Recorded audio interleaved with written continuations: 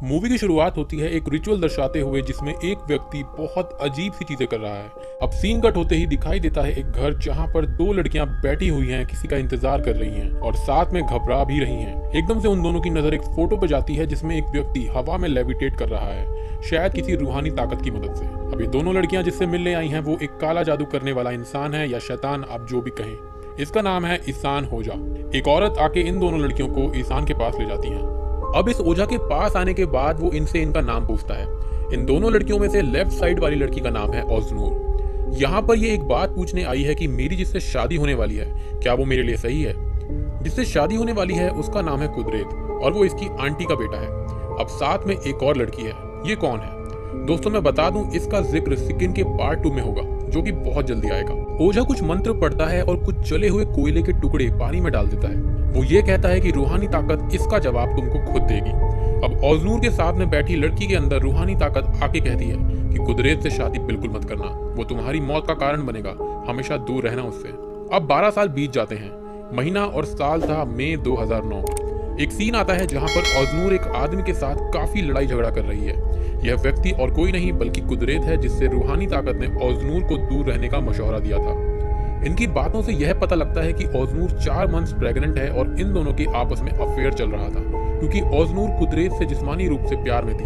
वो प्रेग्नेंट भी इसलिए हुई थी ताकि वो इससे शादी कर सके।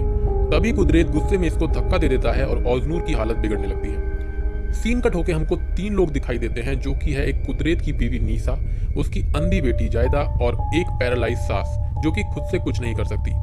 ओजनूर को ये रिश्ते में बहन बोलती है क्योंकि कुदरत उसका दूर का भाई ही था। अब ओजनूर हॉस्पिटल पहुंच जाती है जहां उसको होश में आने के बाद पता लगता है कि उसका बच्चा अब इस दुनिया में नहीं रहा। वह कुदरत से काफी गुस्सा होती है और इस हादसे के लिए और उसकी मुश्किलों के लिए उसको कसूरवार ठहराती है। कुदरत काफी रिलैक्स हो जाता है क्योंकि ओजनूर कुदरत की बीवी नीसा और उसकी बच्ची को जाके उनके अफेयर के बारे में बताने वाली थी। वो दोनों काफी ज्यादा झगड़ा करते हैं हॉस्पिटल में भी और कुदरत उसको एक एडवाइस देता है कि मुझसे और मेरी फैमिली से दूर रहो, नहीं तो सब कुछ जाके तुम्हारे पिता को मैं बता दूंगा।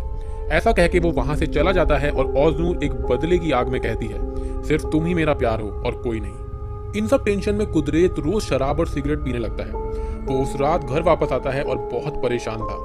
सोने के बाद उसको एक सपना आता है कि उसकी बेटी उसके पास आके अपने दोनों हाथों में 2 आंखें ले रखी है और कह रही है कि पापा ये मेरी आंखों में लगा दो ताकि मैं आपको देख सकूं। इस डरावने सपने से उठने के बाद कुदरत को अपनी गलती का अफसोस होता है और वह यह कहता है कि काश उस दिन मैं अपनी बीवी को हॉस्पिटल ले जाता तो शायद आज जायदा ऐसी नहीं होती। अब थोड़ी सी कहानी मैं आपको बता देता हूँ ओजनूर के बारे में। जैसा कि ओझा ने कहा था उसने कुदरत से शादी नहीं करी। ओजनूर ने शादी करी थी अली इस्माइल से जिसकी मृत्यु हो गई थी और अब वो अपनी सास के साथ एक विडो के रूप में रह रही थी। कुदरत अपने दोस्त के साथ थोड़ा डिस्कस करता है उसके अफेयर के बारे में, पर तभी ओजनूर का फोन आता है। वह ओजनूर से साफ कहता है कि मुझे कॉल मत करो और वो गुस्से में जा रही थी फिर से उसी ओझा के पास जहां वो शुरुआत में गई थी। और वो कुदरत को पाने के जुनून में बिल्कुल डूब चुकी थी। ओझा के मना करने के बाद भी उसको कुदरत के लिए लस्ट था। अब यहाँ एक सीन आता है जायदा और उसकी माँ के बीच में। वो कुछ कह रही है कि मम्मी कुछ बहुत बुरा हुआ है और आप पापा को बिल्कुल मत बताना। यह मूवी का सबसे बड़ा ट्विस्ट था और मैं शुरुआत में ही समझ गया था कि यहाँ पर मूवी कैसे मोड़ लेगी और मैं उम्मीद करता हूँ कि मेरे काबिल सब्सक्राइबर जिन्होंने ये मूवी देखी होगी वो भी ये बात समझ गए होंगे। ओजनूर एक काली रात में पहुंच जाती है उस ओझा के पास। अब यहाँ ओजनूर अपने पास रखे हुए पैसे और सोने के कंगन ओझा को देकर कहती है कि कुछ ऐसा कर दो जिससे कुदरत बस मेरा हो जाए और अब ये जिंदगी और मौत का सवाल है। ओझा मान जाता है और कहता है कि मैं कुदरत की बीवी पर एक बिग स्पेल चलाऊंगा। यह सबसे शक्तिशाली जादू टोना है जो कि सिर्फ मैं ही कर सकता हूँ। ओझा कहता है कि शैतानी जीव हमारी तरह ही क्रिश्चियंस मुस्लिम होते हैं, पर इनमें से एक ऐसी ट्राइब एंजार जो कि मुस्लिमों से बहुत नफरत करती है। मुझे उस ट्राइब में से एक शैतान को मनाना होगा नीसा को पोजेस करने के लिए। नीसा को पोजेस करते ही 5 दिन के अंदर उसकी और उसके खून से जुड़े रिश्तेदारों की मौत हो जाएगी और कुदरत उसका हो जाएगा। पर क्या ऐसा हो पाएगा?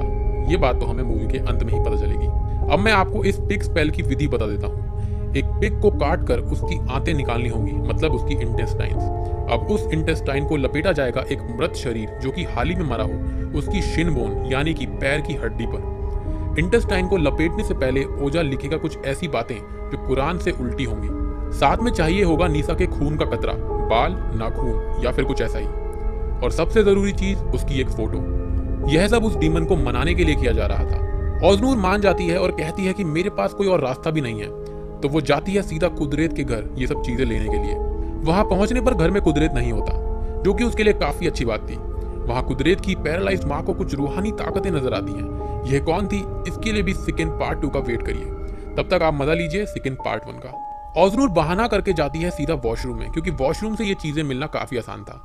वहां उसको मिलता है एक यूज सैनिटरी पैड, एक कंघे में बाल, और ये दोनों चीजें लेकर वो वहां से निकल जाती है। पर कुदरत वहां उसको मिलता है और खूब गुस्सा करता है कि यहाँ कभी मत आना। अब यहाँ ऑजनूर एक बार को यह सोच रही थी कि मैं ऐसा ना करूं। उस बच्ची पर उसे तरस आ गया था। कुदरत के रूड बिहेवियर को देखकर उसका गुस्सा और बढ़ गया और वो सीधा ओजा के पास चली गई। यहाँ डीमन को बुलाने की प्रक्रिया शुरू करी गई। सैनिटरी पैड को एक पानी में डुबाया जाता है, उस पानी को डाला जाता है पिग की आंतों में, फिर मुर्दे की शिन बोन पर उसको लपेटकर कुछ फरियादें की जाती हैं और बस शैतान राजी हो जाता है। और अगले 5 दिन अब जहन्नुम जैसे आने वाले थे कुदरत की फैमिली के लिए।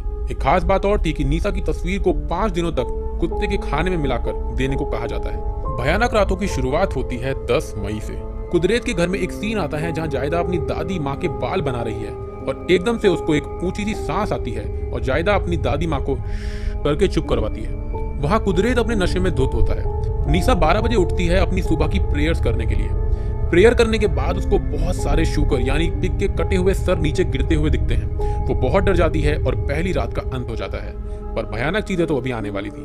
अब अगली सुबह यानी कि 11 मई को अचानक से नीसा पोजेस होने लगती है और अपनी बेटी की डॉल और खुद के ही बाल काट कर खाने लगती है। रात को नीसा ये सब कुदरत से डिस्कशन करती है और वो उसको पागल कह के डांट देता है। पीछे जायदा डॉल के साथ काफी ज्यादा अजीब चीजें करने लगती है।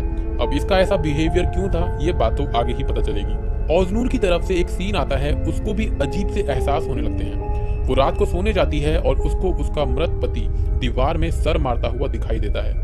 वो कहता है कि तुम्हारे अफेयर की वजह से ही मैंने खुद को इस तरह कट मार के मार दिया था। वो जाग जाती है और फ्लोर पर पैर रखती है। उसके पैर में चुभ जाता है वही ब्लेड जो उसके हस्बैंड के हाथ में था सपने में। आखिर ये सब ऑजनूर के साथ क्यों हो रहा था और ऑजनूर को ये सारी चीजें क्यों दिख रही थी। अब बात है 12 मई के दोपहर की। नीसा अपनी सास की देखभाल करती है, उनको साफ करके वो उनके लिए एक सूप बनाने के लिए रख देती है। ये सब करके नीसा बाथरूम में पानी फेंकने जाती है। इतने में हमको दिखाई देता है कि नीसा की सास जो कि पैरालाइज थी वो रूहानी ताकत के कंट्रोल में आके चलने लगती है और खुद पर वो गरम गरम सूप डाल देती है। तो घर में पहले इंसान की मौत हो जाती है। इनका क्रियाकर्म करा जाता है और सब घर में शोक मनाते हैं। ऑजनूर भी आती है और दुख दिखाती है, पर अंदर से वो काफी खुश थी। जायदा इस बात से काफी परेशान थी और बहुत रोते हुए दिखाई देती है। कुदरत बाहर सिगरेट पी के घर के अंदर जाने की कोशिश कर रहा था, पर कोई भी चाबी काम नहीं आती।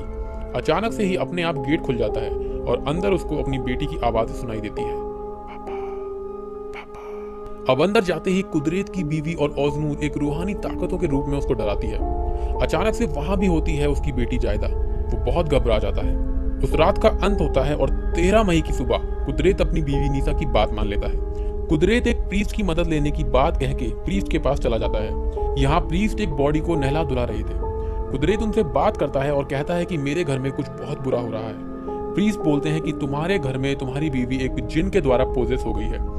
ये डेल्यूजन दिखाना और एक शैतानी जिन का ही काम है। अब यहाँ प्रीस्ट ये कहता है कि 2 बातें हो सकती हैं, या तो बुरी शक्ति को तुमसे कुछ दिक्कत है या फिर तुम्हारे यहाँ किसी को तुमसे दिक्कत है और उसने जिन को भेजा है तुम्हारी बीवी को पोजेस करने के लिए। इन शॉर्ट प्रीस्ट उनकी मदद करने के लिए तैयार हो जाता है। अब 13 मई की रात को 2 हादसे होते हैं, एक नीसा के साथ और एक ऑजनूर के साथ। पहले आते हैं नीसा पर। नीसा को नीचे बाथरूम में उसकी सास पोटी के साथ ब्रेड खाते हुए दिखती है वॉशरूम के अंदर।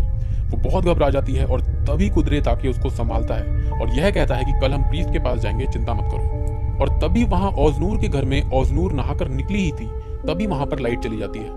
पर वहां उसको रूम में दिखाई देती है नीसा एक शैतान के रूप में, जो कि ऑजनूर के 4 महीने के मृत बच्चे को लेके बैठी हुई थी। और वो शैतान उसको काफी बुरे शब्द कह के नीचे फेंक कर चला जाता है। अब 14 मई की सुबह ऑजनूर बात करती है ओजा से। वो यह बताती है कि मुझे बहुत ही अजीब शैतानी सपने आ रहे हैं, पर ओजा कहता है कि डरने की कोई बात नहीं है अगर तुम्हारा नीसा से कोई ब्लड रिलेशन नहीं है। अब पीछे से यह बात ऑजनूर की सास सुन लेती है। वहां नीसा अपने घर में अपनी बच्ची की ड्रेस ठीक कर ही रही थी, तभी जायदा अपनी दादी माँ के हेल और हेवन में जाने की बात करती है और नीसा पोजेस होकर खुद को फांसी लगाने लगती है। यहाँ भी जायदा का बिहेवियर ठीक नहीं था। कुदरत आकर उसको फांसी लगाने से रोक लेता है।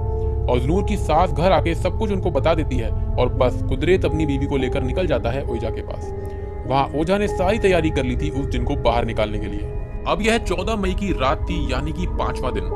अब तक बस एक ही इंसान की मौत हुई थी, पर आज सारे फैसले होने वाले थे और बहुत से राज भी खुलने वाले थे। सीन कट होके ओजनूर के पास आता है। ओजनूर डिनर कर रही थी। अचानक से उसको कुछ अजीब सा महसूस होता है और डिनर की थाली अचानक से खून से भरे वॉर्म्स में बदल जाती है। वो वॉमिट करती है और उसके मुंह से बाहर आते हैं बहुत सारे वॉर्म्स। वो किसी को फोन मिलाने जाती ही है, पर अचानक से वो किसी को देखकर बहुत घबरा जाती है और उसका पूरा शरीर टेढ़ा मेढ़ा होने लगता है। उसकी सारी हड्डियां टूट जाती हैं और ओजनूर की मौत हो जाती है।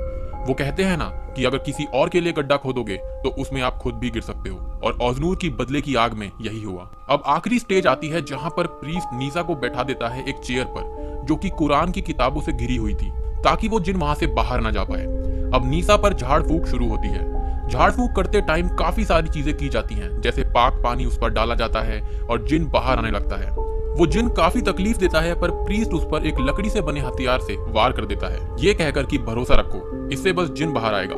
पर अचानक से मौत हो जाती है नीसा की। कुदरत गुस्से में प्रीस्ट को मारने लगता है, पर पीछे खड़ी हुई थी जायदा पोजेस्ड होके। जी हाँ दोस्तों, अब यहाँ खुलता है सबसे बड़ा राज। असल में ओजनूर ने गलती से पोजेस करवा दिया था जायदा को, ना कि नीसा को। शैतान बस नीसा को इस्तेमाल कर रहा था एक वेसल की तरह, ताकि उसकी सच्ची आइडेंटिटी किसी के सामने ना आ पाए। अब असल में हुआ क्या था? याद है एक सीन जिसमें मैंने आपको बताया था कि नीसा और जायदा आपस में बात कर रही थी कि मम्मी पापा को मत बताना। तो उस दिन जायदा की पहली मेंस्ट्रुअल साइकिल शुरू हुई थी। वॉशरूम में वो सैनिटरी पैड और किसी का नहीं बल्कि जायदा का था। ओजनूर ने सबके लिए मौत तो मांगी थी, लेकिन खुद भी वो जिंदा नहीं रही। इन सारे हादसों के लिए शुरुआत से जायदा के अंदर एनजार ट्राइब का जिन ही जिम्मेदार था। नीसा की सास को उसने मरवाया, नीसा को खुद उसने मरवा दिया। ओजनूर की मौत का भी वही कारण बना। ओजनूर ने किसी को देखा था मरते वक्त, और वो जायदा ही थी। और फिर अंत में वो शैतानी रूप से देखती है अपने पिता को, और बूम, मूवी खत्म। पिक्चर के एंड में कुछ सबटाइटल्स दिए गए हैं जहां पर यह लिखा हुआ है कि एक असली स्टोरी पर बेस्ड है। अब थोड़ी सी बात करते हैं कि एक्चुअल में मूवी में हुआ क्या। शुरुआत में एक जिन ओजनूर की दोस्त के अंदर आया था। मुझे लगता है कि वही एनजार जिन था, और हो सकता है उसको इंसानी रूह की भूख हो, तभी उसने कुदरत से शादी करने को मना किया। और ये भी हो सकता है कि ओझा उससे मिला हुआ हो, क्योंकि यहाँ पर कई सारे ऐसे हिंट्स मूवी में हमको दिए गए हैं। शैतान को इंसानी रूह चाहिए ही होती है, ये सब हम जानते हैं, क्योंकि शुरुआत का जिन और अब 12 साल के बाद वाला जिन मुझे काफी सिमिलर लगा। ओजनूर की मौत क्यों हुई? क्योंकि जिन जिसको पोजेस करेगा उसके खून के रिश्तेदारों में आने वाले सभी लोगों की मौत हो जाएगी, यानी कि जायदा की माँ, दादी, कुदरत उसका पिता, और ओजनूर यानी कि उसकी आंटी। और यही कारण था कि ओजनूर की मौत बहुत ही भयानक रूप से हुई थी, क्योंकि वही वो थी जिसने उस जिन को बोला था पोजेस करने के लिए।